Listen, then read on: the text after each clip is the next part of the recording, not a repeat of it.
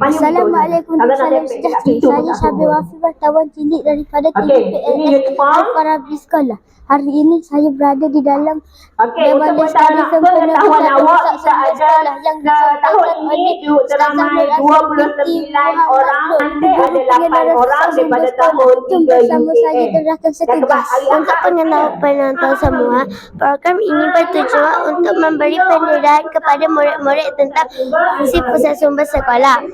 Sepanjang program ini berlangsung, murid-murid dapat mendengar penerangan berkaitan pusat sumber dalam menyokong pembelajaran abad ke-21. Suasana di dalam Dewan pada hari ini kelihatan meriah dengan kehadiran murid-murid yang sedang mengikuti program bicara pusat sumber sekolah. Murid-murid dilihat memberi perhatian terhadap taklimat yang disampaikan oleh Ustazah Nur Azyan selaku guru penyelaras pusat sumber sekolah.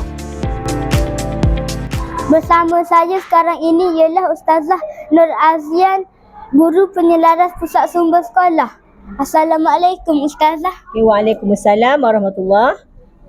Soalan saya, apakah objektif utama bicara pusat sumber sekolah? Okey, objektif utama program bicara pusat sumber sekolah ialah untuk memberi pendedahan kepada murid-murid berkenaan dengan peraturan dan juga disiplin semasa berada di pusat sumber. Soalan kedua, apakah peranan pusat sumber sekolah?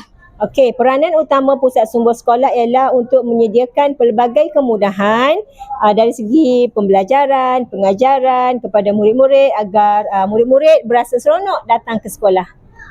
Terima kasih atas jawapan tersebut. Okey, sama-sama. Bersama saya sekarang ini ialah murid tahun 6 UKM SK Merbau. Soalan saya, apa yang saudari pelajari selepas mendengar taklimat sebentar tadi? Saya dapat mempelajari benda baharu seperti peraturan, disiplin dan lain-lain di PSS Al-Farabi. Terima kasih atas jawapan yang telah diberikan. Diharapkan program bicara pusat sumber sekolah kebangsaan Merbau ini bermanfaat kepada semua warga sekolah. Sekian sahaja daripada kami. Saya Syabir Wafi, wartawan cilik daripada TVPSS Al-Farabi Sekolah Merbau.